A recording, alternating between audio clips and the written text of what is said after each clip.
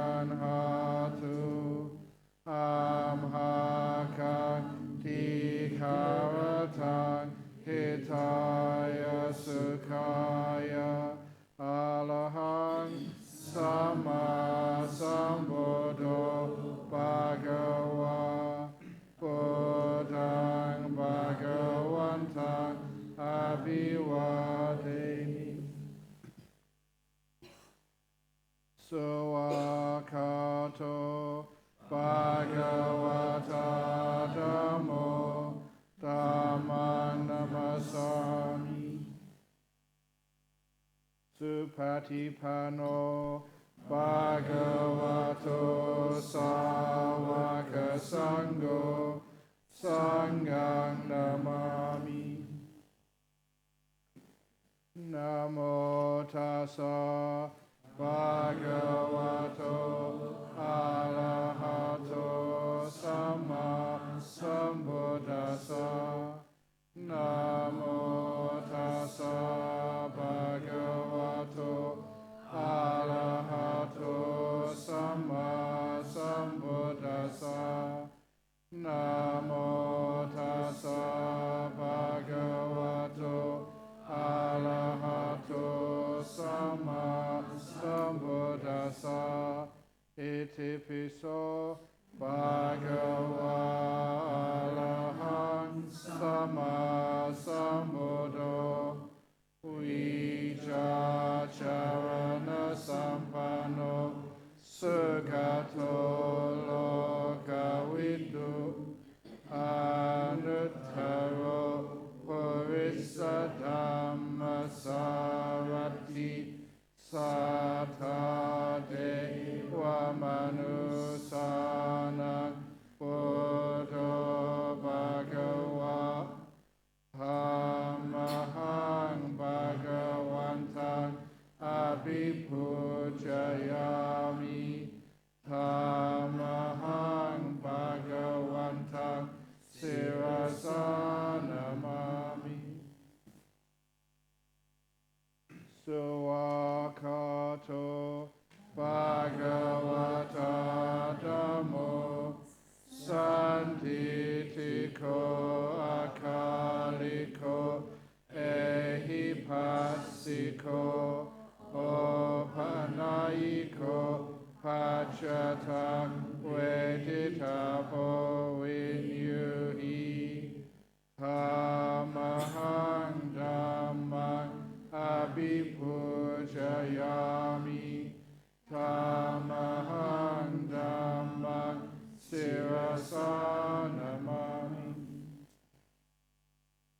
สุปฏิปันโนภะคะวะโตสาวกสังโฆอุจุปฏิปันโนภะคะวะโตสาวกสังโฆยายาปฏิปันโนภะคะวะโตสาวกสังโฆสามิจิปฏิปันโนภะคะวะโตสาวกสังโฆยาทิทังชะทาริปุริสายุกานิอัตถปุริสปุกลาเอสาภะคะวะโตสาวกสังโฆอาหุเนโยภาหุเนโยตาคิเนโยอัญจลิคารณิโยอนุตตรังปุญญาเขตังโลกัสสะธัมมังสังฆังอะภิปูชยามิธัมมังสังฆังศิรสานามามิ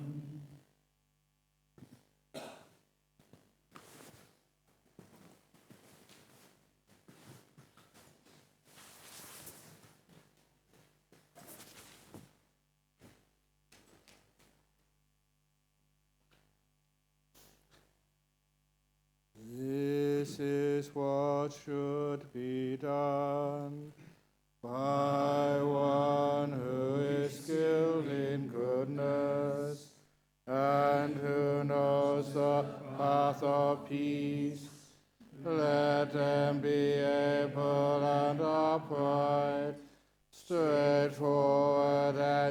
gentle in speech, humble and not conceited, contented and easily satisfied, not busy with duties, and frugal in their ways, peaceful and calm, and wise and skillful, not proud and demanding in nature.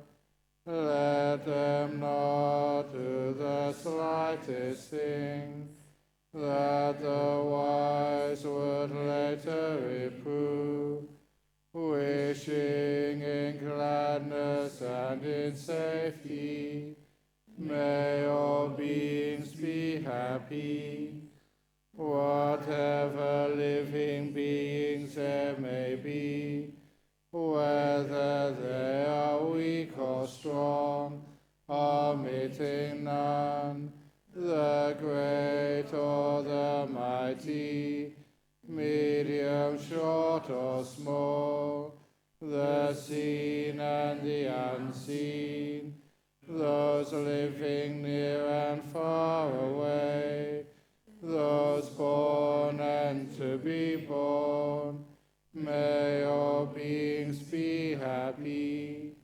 Let none deceive another, or despise any being in any state. Let none through anger or ill will wish harm upon another, even as a mother protects with her life her child, her only child, so with a boundless heart should one cherish all living beings, radiating kindness over the entire world, spreading upwards to the skies and downwards to the depths, outwards and unbounded, free from hatred and ill will, whether standing or walking, seated or lying down, freed from drowsiness. One should sustain this recollection. This is said to be the sublime abiding, by not holding to false views, the pure-hearted one, having clarity of vision, being freed from all sense desires, is not born again into this world. Sadhu, sadhu, sadhu. Oh. Oops.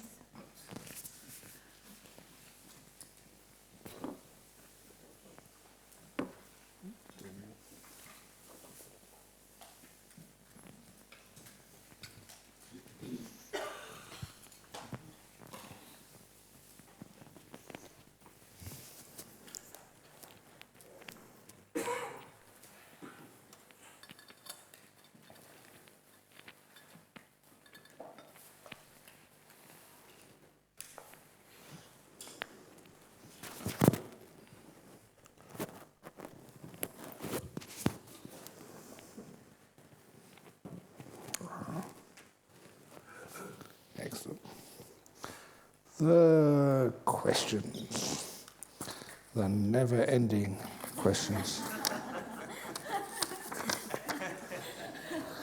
Anyway, one day, why the Buddha didn't want to teach just after he got enlightened? It's not he didn't want to teach, but he did not want to teach. In other words, there was no wanting at all. So there was nothing to motivate. So we're just sitting there. It wasn't just any negativity, nor any inclination to teach. It was just nothing moving, nothing happening. Which is one of the reasons, when you understand, sometimes when you get into a deep meditation, sometimes you can't move. It's not you don't want to move, not you do want to move. Just the wanting and not wanting are totally absent. The will is gone. So you can imagine that was what was happening until Brahma Sahampati. And sometimes people think, why do they call it Brahma Sahampati? Because Brahma is supposed to be like a god. And Brahma Sahampati just came and asked the Buddha to teach. And if saying, there are beings with little dust in their eyes, please teach out of compassion. And the last time that I went to Bangkok, to Sampran, to give a retreat, it was extremely dusty, very highly polluted. So I thought I shouldn't go, because all the beings had lots of dust in their eyes. But fortunately it cleared before I got there. And so, but anyway, that because of that somebody just asked. You may compare it to like a big body of snow in the mountains, and everything is just finely balanced, and all it needs is a slight sound and the avalanche begins. Everything is just in this very unstable equilibrium. The Dharma is there, ready to be taught, but unless somebody asks, it won't happen. So that's why, as one person said many years ago, he put it very beautifully, if it wasn't for Brahma Sahampati, then there would be no Buddha. He would have been a Pajeka Buddha, a silent Buddha. So he said, quite unforgettably, thank God for Buddhism. For Brahma Sahampati. But the point was, it wasn't a god. Sahampati, just like Gatikara, was an anagami, and who was also, he wasn't from the same village as Jyotipala, but he was he was a disciple under Kassapa as well. So Sahampati was another disciple of the previous Buddha Kassapa, who managed the anagami, reborn in the Sudawasa, and when saw his old friend, Siddhartha Gautama, or Jyotipala, became a Buddha, came to congratulate him and also to ask him to teach. It's in the Deva Buddha Samyutta, it's very well known. So that's how Buddhism started. Dear Ajahn Brahm, does the lighting of the surrounding affect the meditation? Meditating outside daytime and meditating with bright light at night. Meditating inside during the day with dim lights at night. Meditating eyes covered and meditating in the dark at night. Is one option better than the other, or is it the same? Please clarify. That sometimes the monks or the nuns in the time of the Buddha would use their perception so it looked like daytime but it was night, or they looked like it was night and it was daytime. So it really doesn't matter your perception. Sometimes you may believe or think, oh, it's very light outside, and that means that, I don't know, that you can see where things are going, other people can see you, that sometimes dark is better, I'm not sure. So I know that usually, it's weird, but most people seem to get enlightened around dawn, which is one of the reasons why anybody doesn't get up early enough for the morning chanting. Forget it. But no, that sometimes that it really does not matter when you've got your eyes closed. It doesn't matter whether it's dawn or whether it's the middle of the day or whatever. It's usually that usually people like the dark, I like the dark, or being inside in a cave, being in some sort of seclusion, because it just gives me the idea of like just being inside something and not being able to be seen by people or by things. It makes it a bit easier, in my opinion, when it's nice and dark.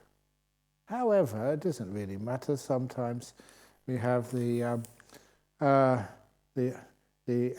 shades. And apparently in the United States they don't call them eye shades, they call them iPads. So that so, sometimes a bit cheeky sometimes. One of the monks, I said, we've just been offered a lot of iPads. Do you want an iPad? He said, oh yeah, how, is it a new one? What sort of apps has it got on it? And I said, it's only from Singapore Airlines, covers your eyes. He was very disappointed. But anyway, just whatever works for you. Sometimes people prefer even the full moon. I don't know what about the full moon. Sometimes it's like magic is a soft light. And maybe it is because of those times that the Buddha became enlightened on the full moon day. Sometimes the full moon day is like Wesak or start of the rains. It has a sort of energy to it. I think it's just what we add to that energy. But nevertheless, that whatever works for you, then you can get very inspired sometimes on the full moon day. What do you think about meditation on skeleton or bones? I prefer to meditate on a cushion. I just think that. Please, sometimes I can't resist. I think about meditating on the skeleton or on the bones. Sometimes I do it visualizing my bones for 15 to 20 minutes at the start of a sitting to settle the mind before switching to breath meditation. Any advice? Thank you. Yes, it's some people like to meditate on bones or on, I don't know why, but the skull seems to be a very easy thing to meditate on. Maybe it's a little bit more complicated, maybe bones, you don't really know what's human bones, what's animal bones. But nevertheless, the skull is like something which many people find it reasonably easy to meditate on. It's something which maybe is culturally weird, and that makes it a bit more fascinating for you. So it gives you that first little bit of drawing you in so you can watch that object without any force or without any fear. It draws you in. This is interesting. But then what usually happens, if the meditation goes well, is the skull or the bones become really beautiful. And then it becomes almost like fluorescent or like a nimitta, which is the usual procedure of meditation objects when one does watching the bones. And the reason is because you see the bones or you see a skull, and that's this human body which we invest so much attention and so much time and so much anxiety in. And sometimes you wonder, we feed the body, we take it to the dentist, we take it to the doctor, we clothe it, we worry about it, we exercise it, we just wash it, we rest it, and it all ends up in the same way, just a bunch of bones.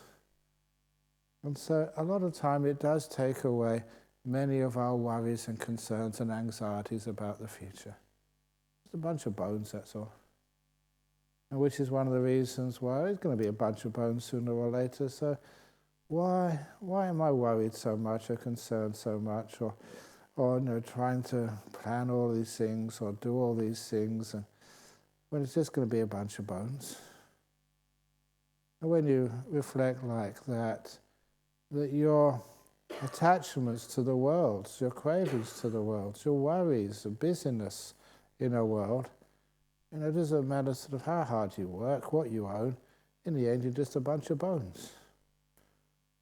And so because of that, then it's much easier to let go and to renounce and not be so concerned about the five sense world, which means that you become still.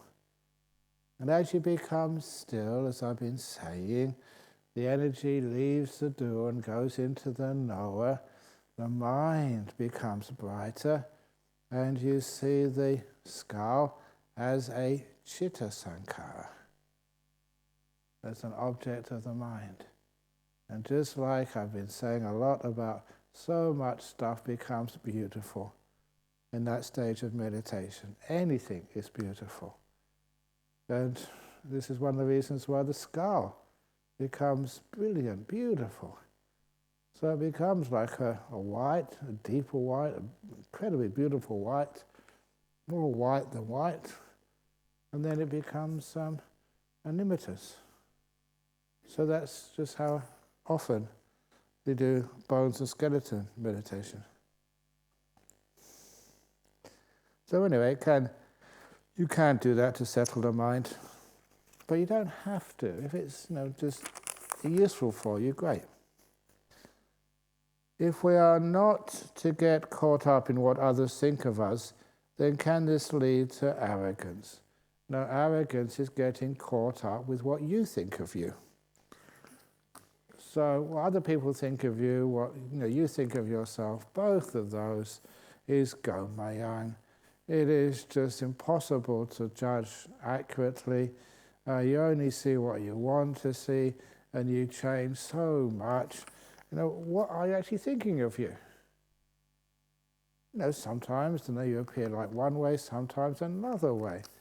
You've got so many different personalities in there, and I love that sometimes, not always, that I can go incognito when I'm on the aircraft, or you go sort of incognito when you're at a conference.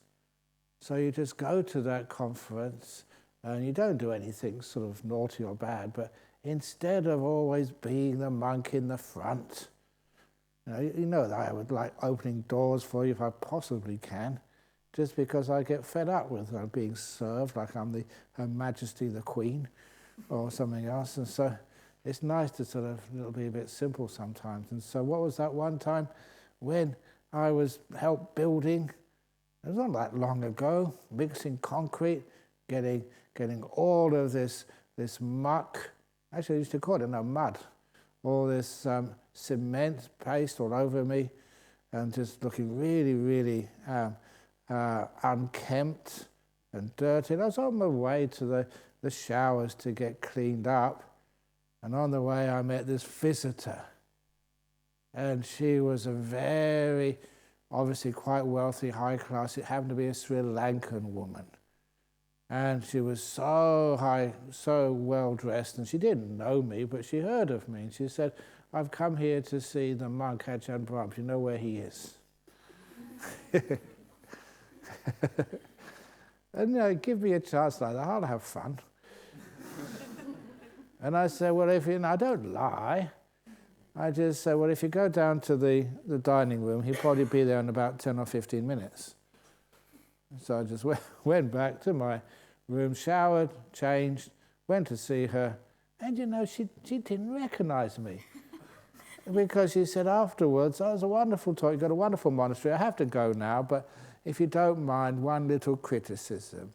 He said, "On the way here I saw one of your monks who was very badly dressed, and it's not very inspiring to see a monk badly dressed like that, all dirty with cement stains all over him." And she never realized it was the same monk. And so, just not letting know exactly we were the same, because it's not the same anyway, because, who are you? You always say that as we go from day to day, life to life, not the same, not different. We're not the same every moment, let alone every day. And so I told her, "Oh yeah, okay, I'll tell that monk later on. Well, thank you very much." And then she left. So that sometimes you have a bit of fun that way. But, you're not just what other people think of you. They think all sorts of things of me. Some good things, some bad things. So some who knows things. So of course people think all sorts of stuff. But anyway, That's what they think of you. It's not what you think of you. What about hiri-ottappa? Yeah, hiri-ottappa is to make sure that whatever you say and whatever you do is going to be something which is useful for you in the path. So you think, no, sometimes you think, what did I do that for? That's a silly thing to say. So that you get some sense of a little bit of remorse. Yeah, that was a mistake. But hiri-ottappa is not like guilt and punishment. So if you do make a mistake, you know straight away. If you are ashamed and have fear, and it's only you know what you've said and what you've done, no one else can judge it, why you did that, why you said that. It's up to you to make that moral judgment of your behavior. Some other people think that what you did and what you said was immoral. But it's up to you to find out if it was ethical or not. You feel that. No one else can. And so, because of that, I was just trying to think of shame, hiri-ottappa. Okay, there was times when, I was coming back from town, and I think it was a Saturday night. And if anyone had taken a photograph of me, they would have seen me carrying this beautiful woman in my arms. Do you know that story? Because as we were coming back later, it was a talk, interesting talk. It was on the Psychic Research Association. The mediums and psychics and all sorts of interesting stuff. And anyway, having given a talk there, coming back down the Albany Highway in Victoria Park, the car in front of us had a crash. There was 3 girls who were going out for the night. So we were coming back reasonably early, and so we were behind them, and so that we stopped the car, and I helped just, not carrying the arms, but just get her down to the verge outside for safety. And so sometimes, if somebody had seen me, said, what would you do that for? They could have judged me for that, but for me it was actually helping someone who could have been badly injured. And that's, of course, important for me to do that. So, and as for hiri-ottappa apply to modern society, how it applies to modern society is that we have to maybe other people don't know what we do, but we always know what we do. And so because of that, what's the hiri-ottappa story? Okay, this is the one which I was trying to find in the back of my mind. This was an old story from India many, many years ago.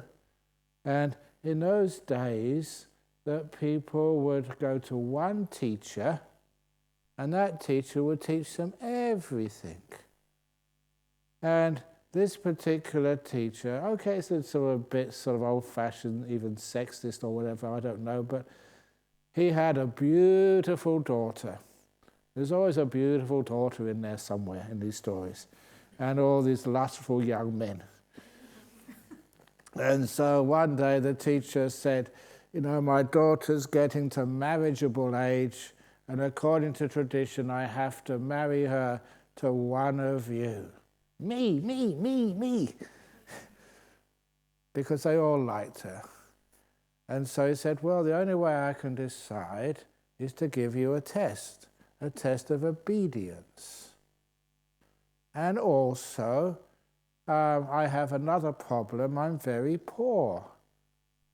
So in order to be able to solve both my problems, for the next week, I want you to go into the local village at night time, late at night, even better, and creep into the houses and steal whatever you can, but make sure that no one sees you steal, and then bring it back, and I will actually just keep a record of what is stolen, and the one who steals the most over 7 days will win my daughter and they would take all of the proceeds to buy themselves a house and get them started in life. And all the students thought, this is crazy. The teacher was always very, very good and very moral and wise. Now he's asking us to steal. He said, this is a test of your obedience. So they thought about it and said, okay. So they went into the village and they all stole. They stole a lot of stuff. And after 7 days, the teacher sort of brought them all together. He said, you've all stolen a lot of things. Enough now that, whoever sort of marries my daughter using all this stuff, they're going to have a very good start in life. You've all stolen a lot, except for one of you. Why? And of course, you're all smart enough to know that he would eventually be the one who marries the girl. Why? He said. And he said, well, I couldn't. He said, why? Are you disobedient? And the young man said, I was very obedient. I went into the village late at night, and I crept into the houses, and I couldn't see anyone around, and I saw valuable things, and I went in to pick them up, but before I could pick them up, somebody saw me. And the teacher said, who saw you? And the student said, I saw me. I saw me pick things up, about to pick things up. Therefore, I couldn't follow your instructions. I was obedient. Sadhu, sadhu, sadhu, said the teacher. At least I have one wise, smart disciple. After teaching all these people all these years, at least one person understands. Now he said, you can take all the stuff back. I'm rich enough. And the villagers, they won't harm you because they were in on this from the start. I told them all about it. They were expecting you, which is why, no one saw you, because they knew you were coming. So take it all back. And this guy, who is very obedient but very wiser than all of you, knowing that whatever you do, the police may not see you, your teacher may not see you, your wife may not see you, but you see you, and that is where Hiriotapa starts from. It's not worth it. You feel bad about yourself. Dear Ajahn, there are some books related to the ascetics in the Himalayan range, whereby those hermits are in deep meditation state and they live for more than 100 years of age or more. Some even blend their body with the trees. How do we prevent ourselves from falling into this kind of meditative state? You can't even sit still for half an hour without falling asleep. So number one has to be in the Himalayas where it's cold, because you need the cold, like putting yourself in the freezer, to preserve your body. If you put it down here and you get sort of then, well, what happened to you? You probably get eaten up by something or other. The ants will probably get you, or those little millipedes will probably crawl into your ears and out your nose. That should stop you messing around like that. No, sometimes those books, sometimes ascetics in the Himalaya range, where they're in a deep meditative state, they usually the deep meditative states, they do exist, but a lot of times some of it is a little bit of wishful thinking and a little bit of exaggeration and a little bit, because what do you want to do that for? Hermits in deep meditation states, and they live for more than 100 years of age or more in the meditative state.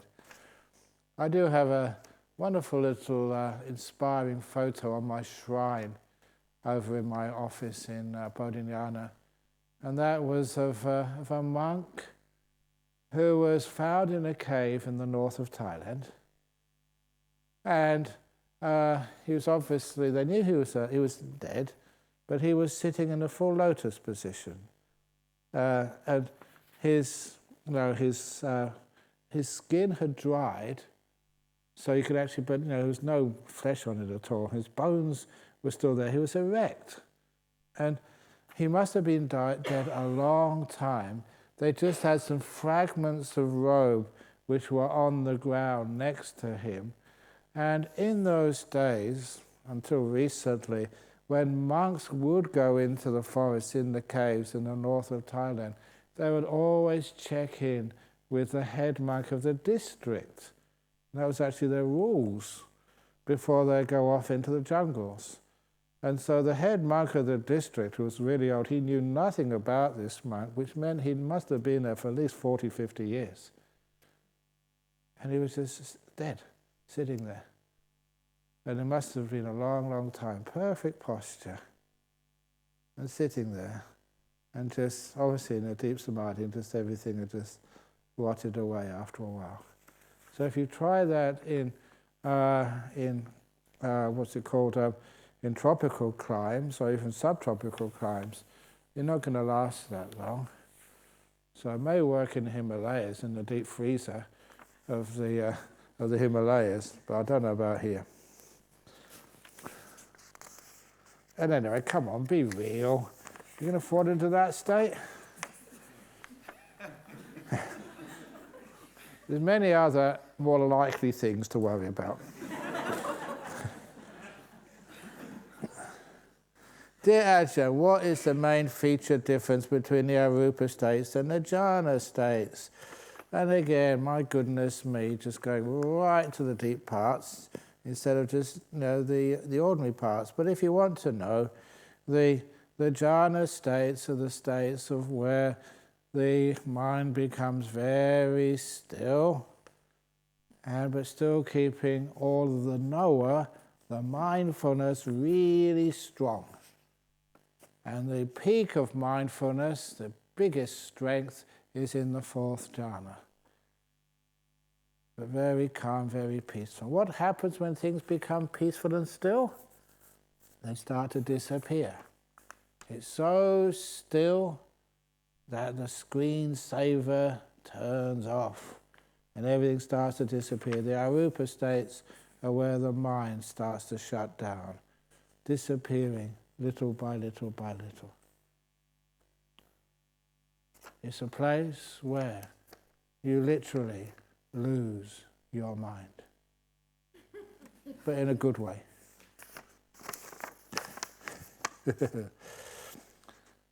Dear Ajahn Brahm, thanks for always answering my silly questions. Actually, I think she'll make an exception tonight. And not, would that be a good idea not to answer a silly question? Then it can't be always, because otherwise I'm going against anicca. But maybe this time make an exception. In Asian, I believe hospital, cemetery have negative energy. So when passing those places, I read Namo Tassa. What pirita should we read? Will the pirita calm down those beings or actually calm down ourselves? Or we don't need to do anything, or thanks again? It is, again, in hospitals or cemeteries, places where there are dead people, it's negative energies that sometimes when I went on my wanderings to Danga, and you say, took leave of Ajahn Chah, get permission, that was his advice. He said, if you want to have a peaceful afternoon or evening, go to the cemeteries, the burning ground, and you put your mosquito net umbrella, put it there, because otherwise the villagers will come and bother you. The ghosts won't bother you, the villagers would. And so, because of that, what parita should we read? Why do you want to read? A parita is a protection. You have far more energy than any spirit or ghost. I'm just being serious now. This is not silly questions or silly answers. Because sometimes an elephant is afraid of a mouse. I've never actually seen that happen, but apparently if an elephant sees a mouse, they get quite concerned. But can a mouse kill an elephant? Can an elephant kill a mouse? and that mouse is gone. So it's so easy for an elephant to kill a mouse, but not the other way around. But still, elephants are afraid of mice. You are a much higher being than any ghost. You can have a look into just the traditional levels of beings. And human beings are very high birth. And all those beings in a high birth, you're practicing Buddhists, you actually keep precepts, you do Dharna, you have immense power compared to ghosts. So if ever a ghost comes, they just want some help from you. They can't harm you. They just want some assistance, if possible. And so because of that, you should never sort of be afraid of ghosts. No more than an elephant should be afraid of a little mouse. So that is one of the reasons why you don't really need to chant Paritta to protect yourself. You're already very, very protected. And that I've already mentioned that the first Buddhist I ever met in this life, I was at our little fair to get people to join in all the different societies at Cambridge University. And the person who was on the stall for the Cambridge University Buddhist Society, and that was my mate Bernard. First time I met him. And he was a fellow, lifelong friends, and he was a fellow who was a student of Professor Stephen Hawkins, a close student. Was featured in the movie, The Theory of Everything. And so he told me he had to go on the red carpet in Leicester Square for the premiere. It was the only time he's ever done things like that. He was just a student, just a physicist. But he was very close to Stephen Hawkins. And he was also a Buddhist, and he was also into psychic research. In other words, they're using the scientific skills, and this is like really hard science, being a theoretical physicist, to investigate hauntings and ghosts and supernatural phenomena. And so these weren't crazy people. And so we used to go hunting ghosts, when we were students. Didn't find any, but it was just a couple of stuff. I don't think we could stay quiet enough, students. But anyway, he did much more of that ghost hunting as a young man. And he also was said that in the journals of the London Society for Psychic Research, which had its 100th anniversary, I think, just when I was a student. So it's about 150 years old now. And these aren't sort of crazy people. These are top scientists who want to actually investigate, is there anything to this? And he was saying that just in all those years, a ghost has never hurt anybody. This is in England, UK, and Scotland, and Wales, and Ireland. But the ghost can make you scared, but can't hurt. There's never been one case of a ghost hurting a human being. I remember just the fellow who was leading the group, Dr. Tony Cornell, that he was told me that been many places, and I don't know why eggs and plates and stuff were flying through the air, from ghosts, but they would never hit anybody. They'd always actually go past your ear. The knife would go over your head, but it would never hit anybody. He said it's one of the weird, no one knows why, but it would never harm anybody at all. Just make you scared, that's all. And so because of that, you don't need to be scared. They're just asking for some help, cries for attention or whatever. But anyway, so if you do ever come across sort of a spirit, most of it is just your imagination, but if there really is one, then just give it loving kindness, share merits with it, so you can help it and care for it. And that means that ghost will actually look after you. most of the real ghost stories which I know are just so beautiful. They're lovely ghost stories. I think I'm going to mention that one about good old, I don't mind mentioning his name now, Peter Sales. He was the one who was over just around the corner from Nolamara Temple in Nala Way. And that's where we go on alms round there every week, and Saturday when we're there, go past. But he's moved to Tasmania a long time ago. Living in the house by himself, middle of the night, waking up, and just turning on the light by his bed. And on the end of his bed was his mum. His mother lived in England. And there she was, a ghost. And it's the only time he said he's ever seen a ghost, a real ghost, his mother, standing clear, not so some hazy imagination or seeing it in a mirror, seeing it really clear, just like Ananda is sitting in front of me now.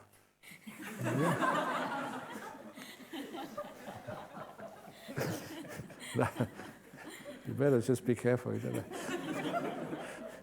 But no, it was the image was just as if she was there. And she was smiling at him. He told the story and you could see that he felt so blessed, so privileged, so grateful, because he knew his mother must have died. And his mother had come to see him one last time. And she was just silently smiling at him, just expressing a mother's love for her child, even though he was in his 40s or 45, 50. One last time. He said one of the most beautiful experiences, about 4, 5, 6 minutes, not just for a couple of seconds, but a long time, silently just expressing their love towards one another, a mother and their son. And after that long period of time, which they would have loved to go on longer, just he faded away. Just faded, disappeared. And of course he wasn't scared at all, but he couldn't go back to bed.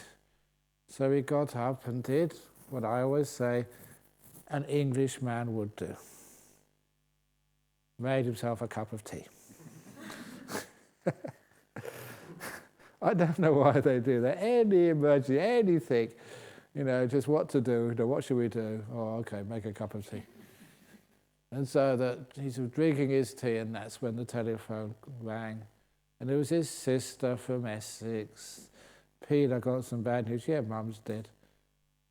And the way he said it, apparently, and just the peace which he had, his sister was just so dumbfounded.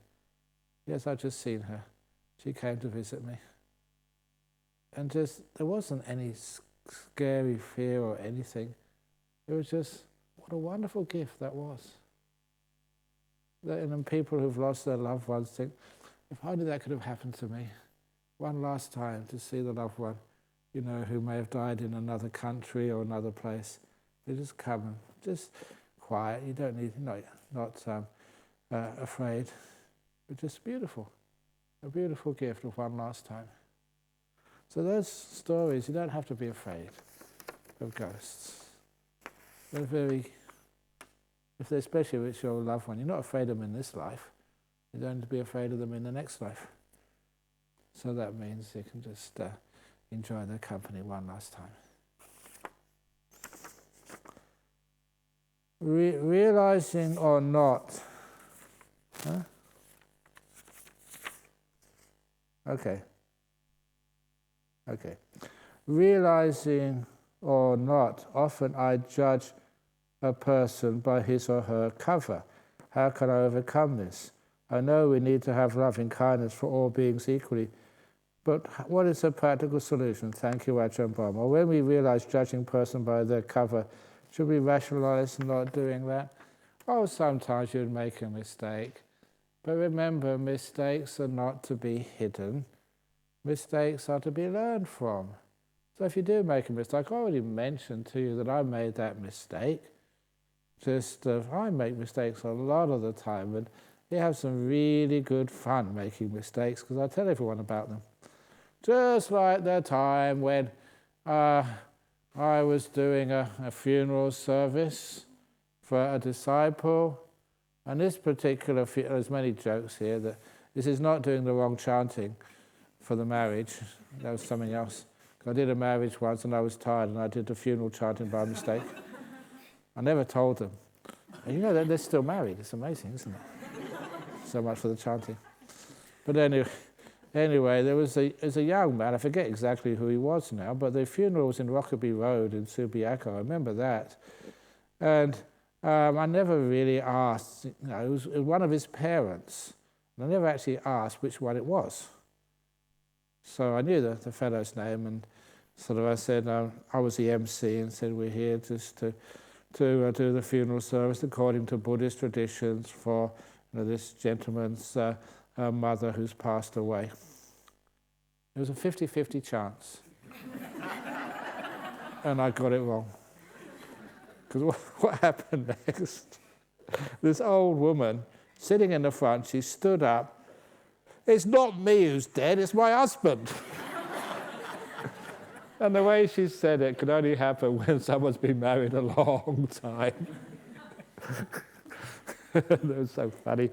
And okay, sorry, your mum, no, your father, not your mum or whatever. So you do make mistakes like that, but that's actually where you learn. Really don't, again, judge. You do judge and you make mistakes all the time. So that's why that sometimes you just leave that alone. So you learn from mistakes. And if you do make a mistake, tell everybody. So when you misjudge somebody. The other night, you didn't really answer the question, exactly, about how you train your monks. Okay, so you don't shout at them, but you do mention telling monks anagarikas off is part of your job. What type of actions merit a telling off in your book? What else do you do to train them? You seem successful in producing good and kind monks, albeit a bit sloppy. Chip off the old block. So I'm curious as your method. Thank you to you and your monks and the nuns for creating this marvelous retreat center and teaching here. So how you train? One of the things which I notice is the monks and especially the monks, but the nuns as well, once they want to become a monk here, they have to sacrifice a lot. It's very difficult being a monk in Western countries. One of the reasons is if you're in Thailand, you're given automatic respect. But here in Australia, they get a job, you bludger, you lazy, bald-headed, whatever. Sometimes people actually they criticize you. And so it's not the same as getting respect wherever you go. As a monk, and sometimes that if you get sick and you go to hospital, and they say, where's your pajamas? I ain't got any. So there's lots of difficulties that, when you're a monk. Or there was one monk I was taken to the airport years ago, and it's in economy class, and I said, would you mind just getting a seat next to a man? And the person on the check-in counter, she looked at me, what's wrong with women? We're not dirty, we're not sort of infectious. So, okay, just anywhere will do.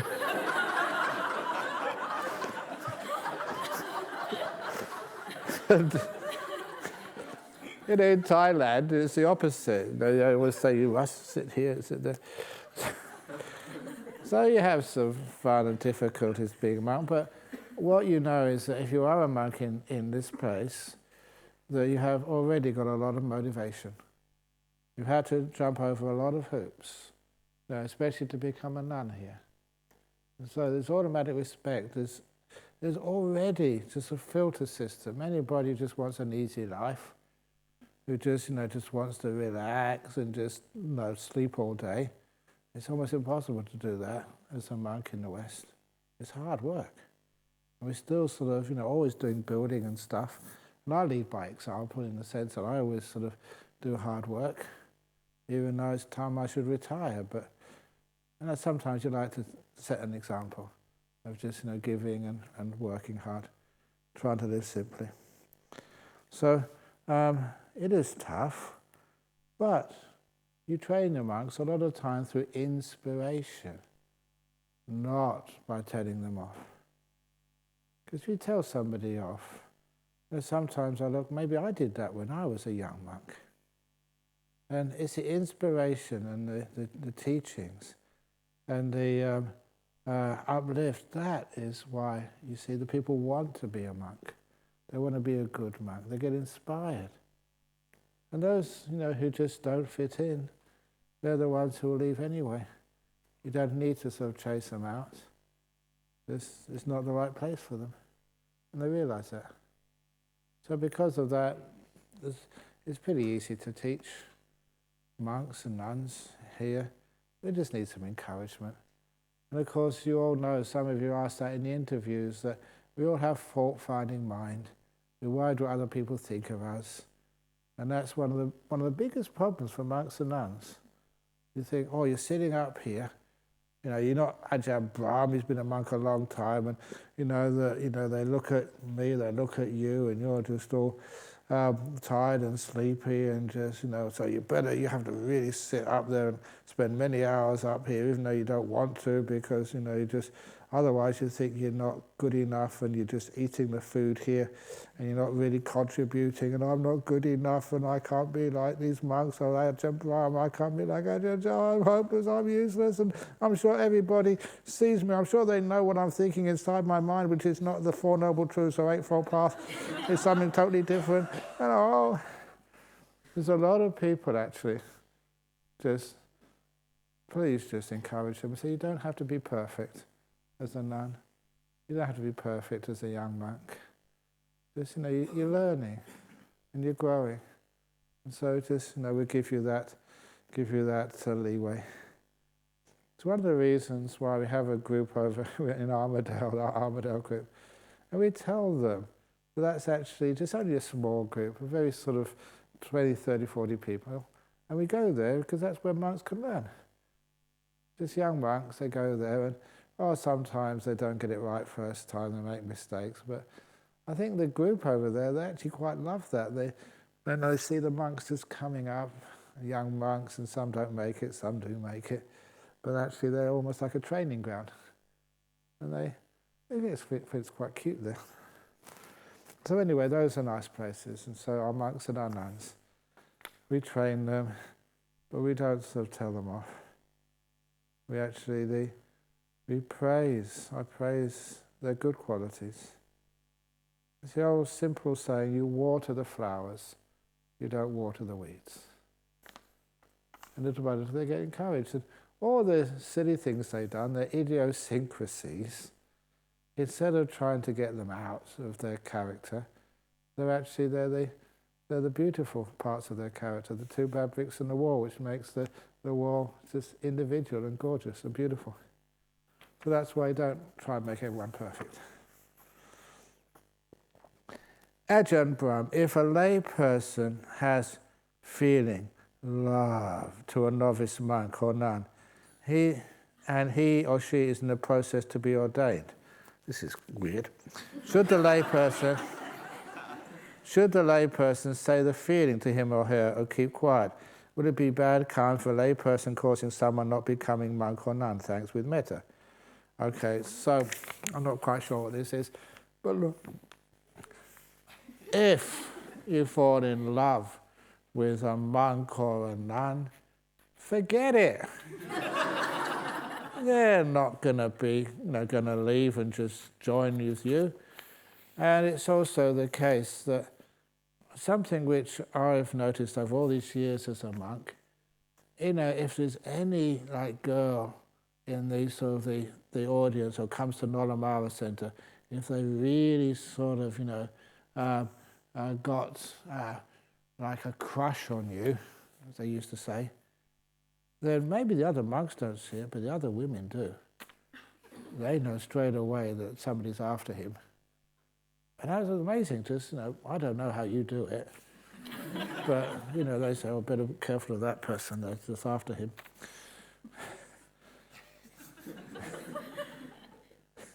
But a lot of times you just keep it nice and open and just I mean, the last time I was just telling, and it is true that if you are an ex-monk, you make really good husbands. And so many times, when I've done marriage services, and this is one of the old monks who'd become a monk, and the parents come up and say, "Oh, thank you." Actually, more like the wife comes up saying, "Oh, thank you for training my husband."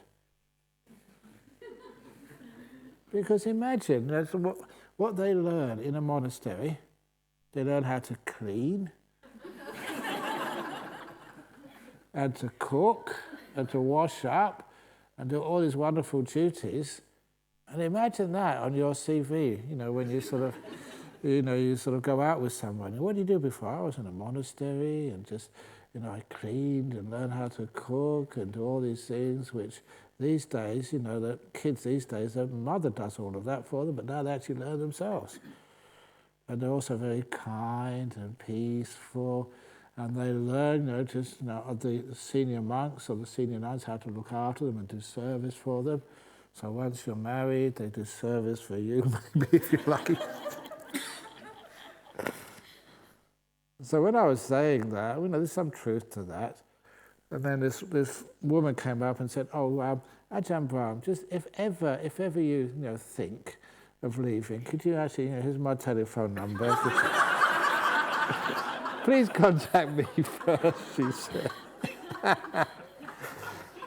So, of course, I tell everybody about that. So no one dares do that, otherwise they'd be embarrassed. So that was just... Anyway, so if you have feelings of... A lot of times, sometimes it's that syndrome that, that people fall in love with prisoners on death row. So we're just the same. In monasteries, so we're not going to leave. But sometimes we feel like it's like a fantasy, a sort of a safe romance, because it's never going to come to anything.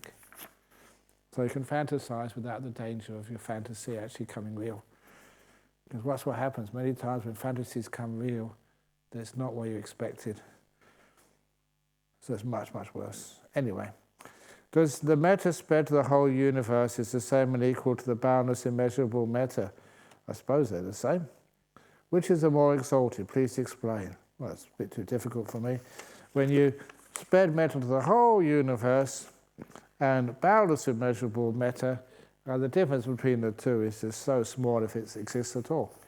So you experiment.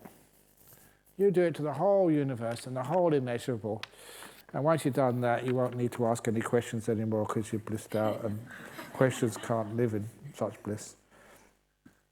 In your book, Mindfulness, Bliss and Beyond, you mentioned that the states of Kalama practice were passed down from the Buddha Kassapa, but I'm confused on how they were passed down. Was it through devas, etc.?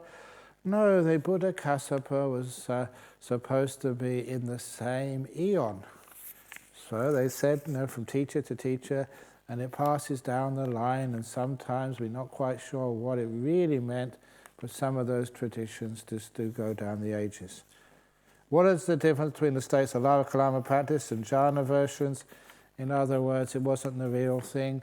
In the same way, even today, that when I started teaching jhanas, and that finally they started to become popular, and so some famous teachers, I can't say who they are, they were started teaching jhana light, L-I-T-E.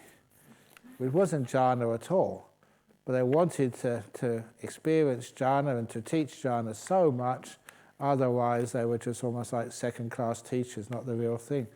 So they started teaching jhana light, L-I-T-E, which wasn't real jhana at all, but you can see just how the standards were dropping, even in my lifetime. What was required to be a jhana was much less, or said to be much less by authoritative teachers, but they didn't really know what they were saying. So because of that, you can see that just often the standards go lower, lower, lower, lower, lower. I don't know if any of you know sort of even the German literature, Goethe's Dr. Faustus.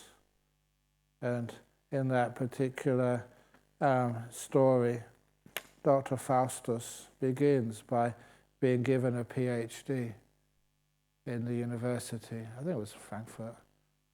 But he was born in Frankfurt, or he lived in Frankfurt, Goethe. But anyway, it was Frankfurt. Anyway, Dr. Faustus had a big celebration when he was given a PhD, because they'd only give one PhD maybe every 10 or 15 years. So to get a PhD was really something. And it was celebrated. That was really an amazing achievement. But I don't want to demean your PhDs, but it's much easier these days. The level has actually dropped, simply because people want more PhDs, and so it's easier to get a PhD now, certainly, than it was, in Dr. Faustus's time. So that's one of the reasons you can see standards do drop. That's our world. Standards of politicians, standards of governments. Just, I remember as a kid, I shouldn't really get into politics, but I remember as a kid there was the Minister for Home Affairs in the British government. I forget exactly what his name was now, but he was maybe number 3 in the government, and he was a very competent person, and people thought that he would one day become the Prime Minister of UK. But his friend, an associate, was involved in a scandal. And immediately that scandal was publicized, this minister resigned immediately. No questions. He said, I don't want sort of the status and the credibility of this office to be even questioned.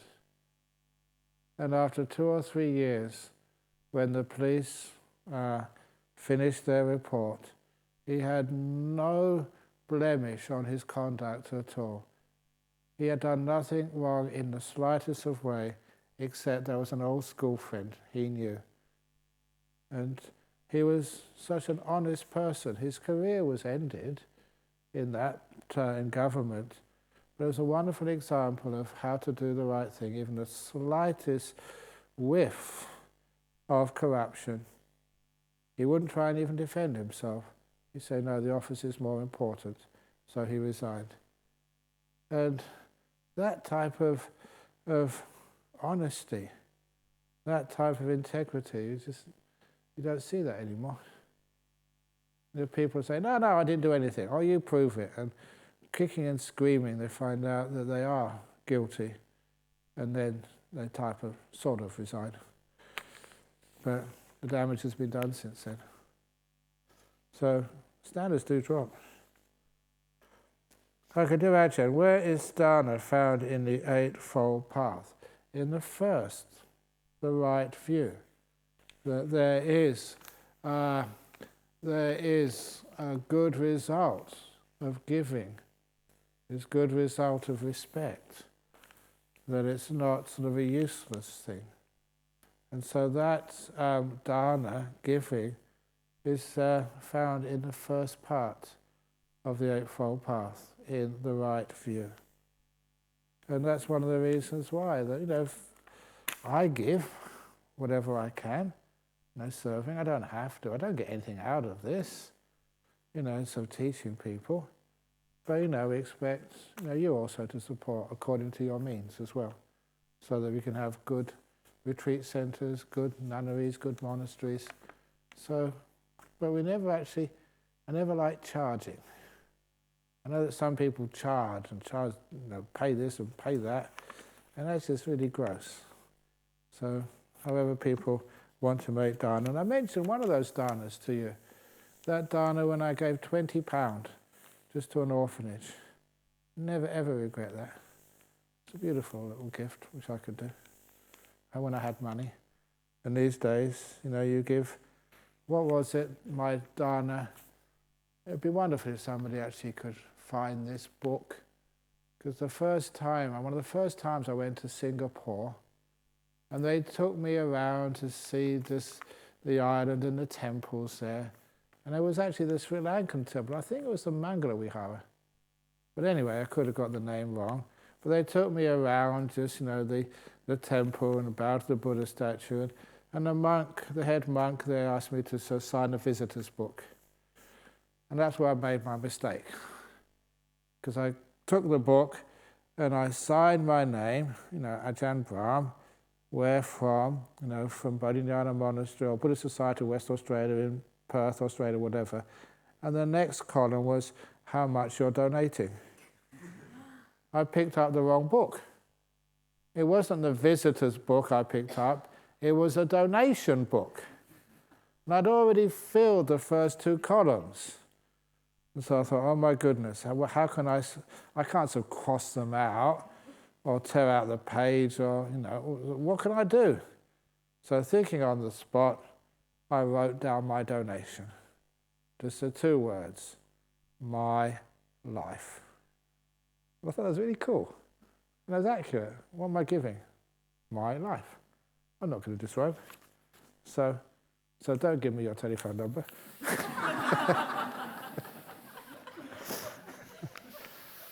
So that's what I was given. So that's my donation. So that's what I donate. So whatever you want to donate, up to you. Anyway, Donna, can you please tell us the party terms of the 9th and 10th factors of the path? Oh my goodness, I thought you might. I think it's Vimutti and Vimutti Jnana. Some are Vimutti, some are Vimutti Jnana, I think. Freedom, liberation, and also the knowledge of liberation. 9th and 10th factors. Because that's wonderful when people say, oh, you're enlightened, but you don't know it. And the Buddha said, no. If you get enlightened, you know it. Can you please explain how the 6 abhinya powers manifest for a meditator who's developed the 4th jhanas? Oh my goodness me, are they just a natural occurrence in the mind with this degree of stillness and mindfulness? Okay, sometimes some of the psychic powers you develop to 4th jhana, sometimes you get them after a 1st jhana, but how they manifest is just there for you. Mind has got power. You feel that you have this stuff, but they don't work for everybody. Some people are just not interested in them. They're natural occurrence in the mind. Yeah, they're natural. You don't develop them. They're just there. Well, sometimes you can develop them if there's a purpose to it, but most of the time not. And it's natural occurrence for mind of this degree of stillness and mindfulness. Yeah, natural occurrence, but you don't sort of stress them. They're more like the free gift you used to get in the cornflakes packet. You have the cornflakes. I don't know what you have these days in muesli, but sometimes you have free gifts, and you don't buy the cornflakes to get the free gift. The cornflakes or the food, the main course is why you buy those things, and so you meditate to get enlightened, and some of these things happen as a byproduct. What is the difference between the jhana? Oh, amazing! Look at this. The jhana you taught and the light jhana was taught by the Bobot teachers, who also claim their teachings come from the sutta. Coming from this, I won't say which particular teachers you have here, but exactly the same question I was mentioning earlier. What is the difference? One of the differences is in the real jhanas, you cannot think. You cannot formalize a thought. Say, is this jhana? Or is this the peace and the bliss? You can't do that. The mind is just really, really still. And thought has gone a long time ago. And you're not aware of the body has gone. So those are 2 very clear qualities of a jhana. The 5 senses are beyond you. You can't see, hear, smell, taste or touch. They're just not there anymore. And if somebody sneezes, you can't hear it. Or coughs, they can't hear it either. and then somebody picks you up and puts you somewhere else because they've got to clean the hall after the retreat finishes. You wouldn't feel it. So those are some, but you're perfectly aware of the inner world, the mind. And also, just afterwards, the 5 hindrances are just gone for long periods of time. You can't just go in those meditations for just a couple of minutes, especially the deeper ones. You're in there for hours. They're just too stable. So because of that some of the stuff, it doesn't come from the sutras. And sometimes, be careful with sutras, because sometimes things are lost in translation. Because sometimes people, they criticize me, they say, oh, you just teach Visuddhimagga, commentary jhanas. And I said, what are you talking about? They said, well, you mentioned nimittas. I said, yeah, the nimittas aren't mentioned in the sutras. What are you talking about? There's no mention in, say, Bhikkhu Bodhi's translation of nimitta. Of course, because he translates them as, please excuse me, that thing. And it's in Upakalesa Sutta. And the Upakalesa Sutta, I think it's number 128 or 108, I always get it wrong. So, of the Majjhima Nikaya, Upakalesa Sutta is all about how to develop nimittas and the problems we have with nimittas when they come up. And if you read it in the Pali, nimitta, nimitta, nimitta, nimitta, nimitta, nimitta. But in the translation, it says, well, if there's a problem with that thing, then you do this and do that. So sometimes you have to be careful that the translation sometimes misses things. So it's there with the nimittas. Anyway, I always found it very inspiring to imagine what it would have been like just before the Buddha's awakening, or just after, as I was going in search of the 5 ascetics. If you don't mind, could you please tell us the story of how he spent his first 7 weeks after awakening? Telling that story, we think it's impossible. Just sitting and staring at the Bodhi tree for 7 days. It's not possible. But when you get into the jhana realms and samadhi realms and come out afterwards, some of those things are possible. Just like the story of the monk who visited Sydney.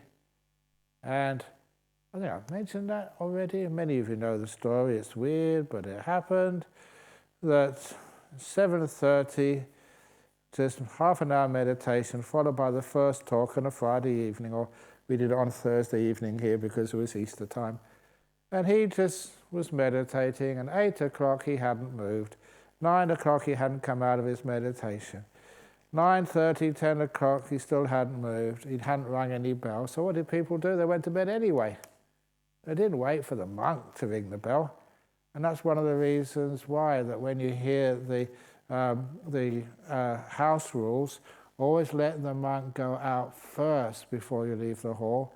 If he had that rule, they'd have been also in that hall for 7 days, because that's how long he stayed there for. He was meditating there, meditating. He didn't move for 7 days. 7 days, 8 days? 8 days.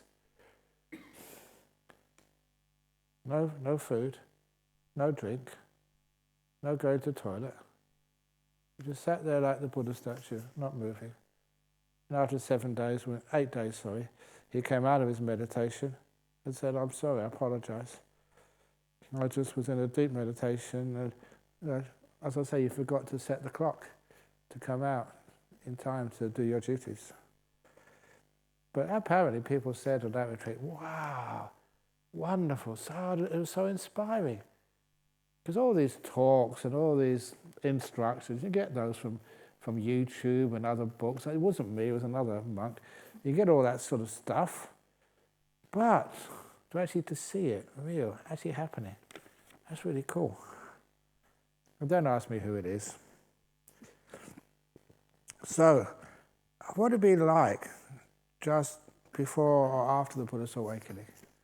You know, one of the weird things, and I don't mind saying this stuff, I'm in a good mood, that if ever you do experience a jhana,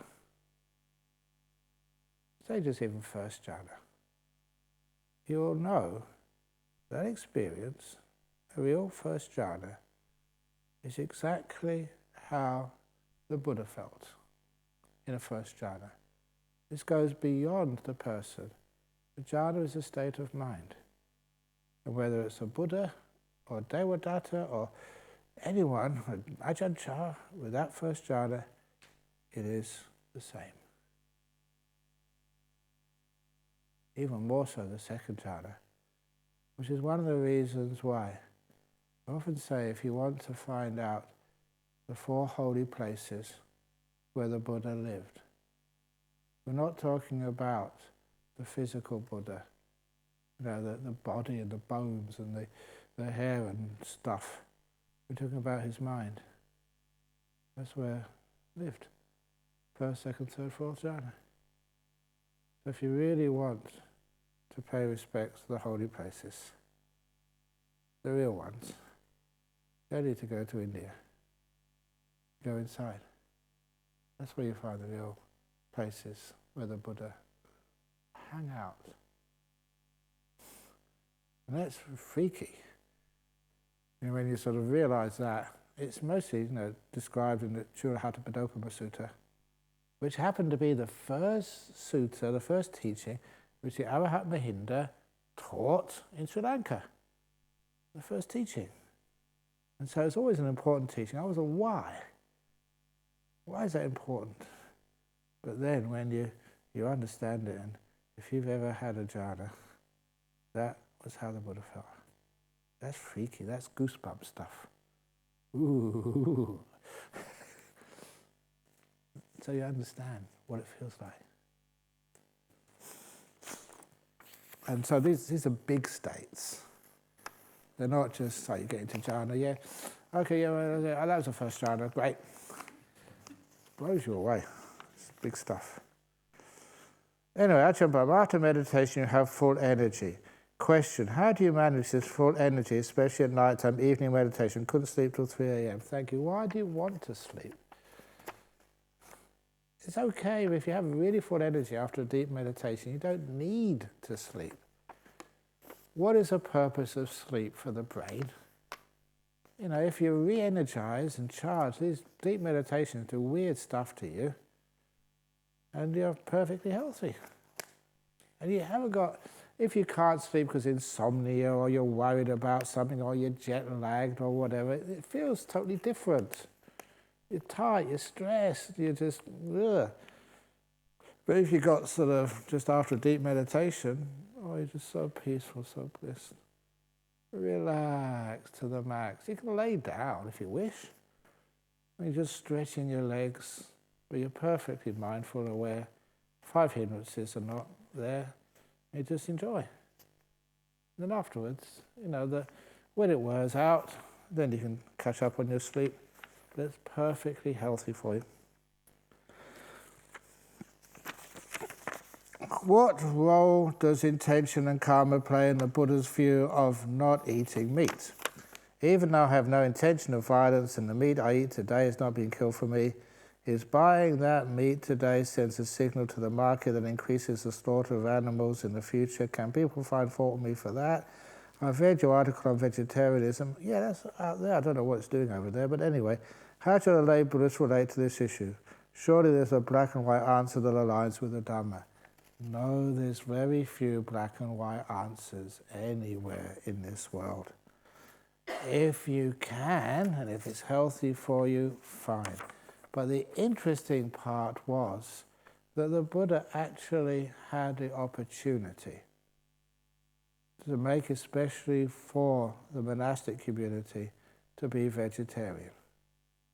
He was asked by Devadatta, can you please make that a rule, that the monks will only eat vegetarian food? And the Buddha said no. There's a reason for that. I think maybe the reason was, it's not to tell people what to do, to encourage them, yes, but not to actually to order them.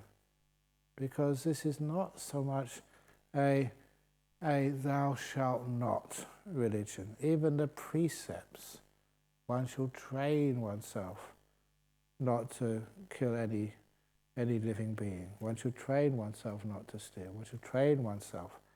It's a training, it's not a black and white. So I remember this one fellow, and he was an alcoholic. And so during the rains retreat, he made a resolution in front of us all. And he said, I will not drink any alcohol from sunrise to sunset for the 3 months. And you might think that's just a cop-out, but for him that's a very tough thing for him to do.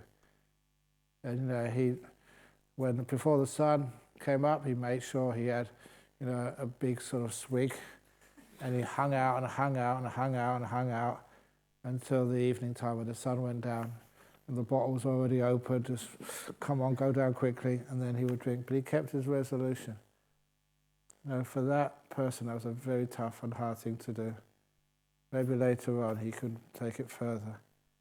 So in order to make Buddhism appropriate, available for many, many people, the rule is optional. I get into trouble for that, but that's how I feel. Can you tell us a little bit about your background and why you want to be a nun? Eh? Oh, this is for you, Brahmanisara. Do you want to answer it now or tomorrow? Tomorrow? Did you say? Yeah. Okay. Can you tell us a little bit about your background and why you want to be a nun? Thank you. This is for Venerable Mu. Are we going to do it tomorrow? Well, I don't know if you want to do it tomorrow afternoon. We've got a couple more questions here. I'll finish off these questions while I've still got the microphone, then I can hand it to you. While you're answering, I can go to bed.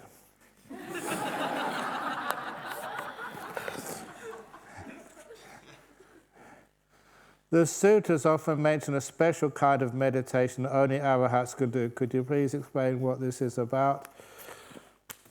You wait till you're an arahat and find out for yourself. Do I want to sort of give you all of the... No, what I think, I'm not exactly what it means, but it's more like nothing to do. So it's like that meditation which I did, imagining you're the Buddha, but doing it perfectly. Nothing to do, nowhere to go. I have not been married for too long, but I am very unhappy. I want to separate in order to do what's right, so both parties, but afraid of social stigma, etc. How can I look at this situation as a Buddha? Thank you so much. If you haven't been married for so long and you're unhappy, want to separate in order to do what's right, the best thing to do is become a monk or a nun. That's a very good, holy way to do it. Anyway, this is sort of stuff I've got to be very careful, because otherwise, that I get quoted in the divorce proceedings.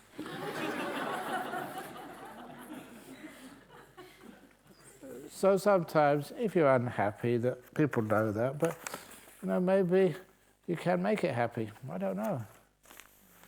What was? I won't go there. Hi Ajahn, why am I so slow at processing thoughts to replying someone? You don't so slow, so fast. Sometimes people are too fast and they give quick answers and it's all wrong. So being slow is wonderful. It means you're very peaceful. It is very difficult for me to meditate. Random thoughts cross my mind every few seconds. I try to focus on my breath in and out, but is there any other technique I can use? Yes, focus on your random thoughts.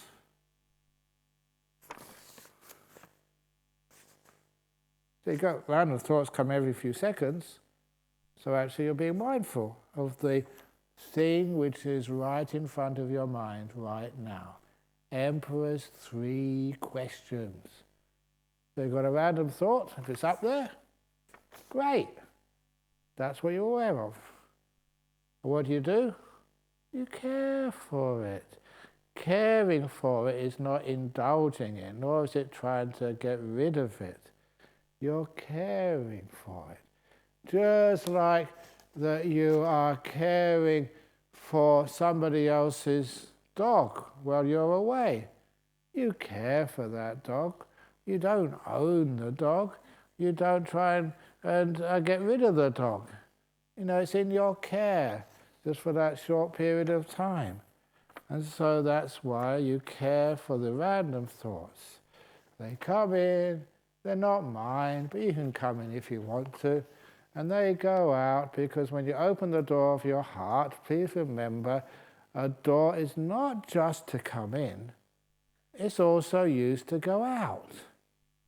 So the door you came in this hall, which door was it you came in? And you go out that door as well. So don't just think opening the door of my heart means that everything keeps coming in. Opening the door of your heart means things go out again as well. So when you care for things, sometimes they just disappear, they leave.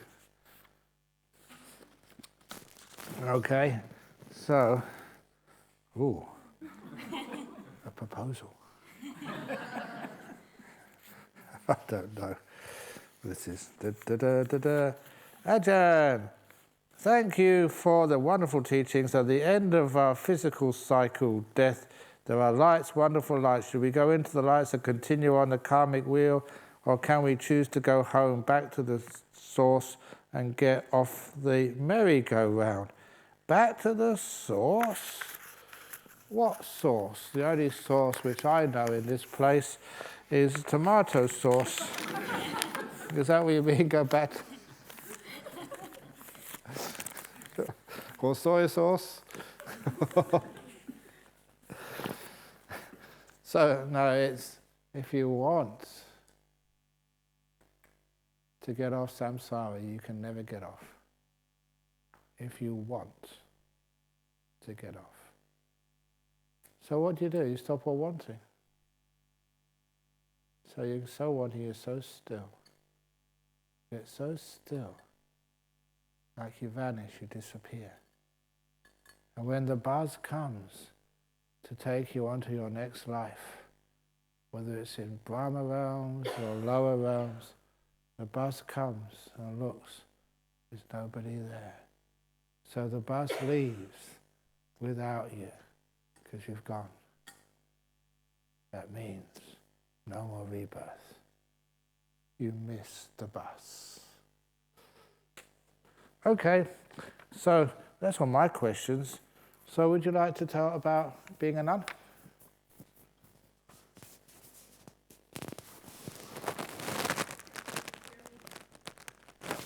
You want it recorded? Recorded? Okay, well, just raise your voice. Can you hear me in the back? Yeah, okay. Maybe I'll be able to do this short for once.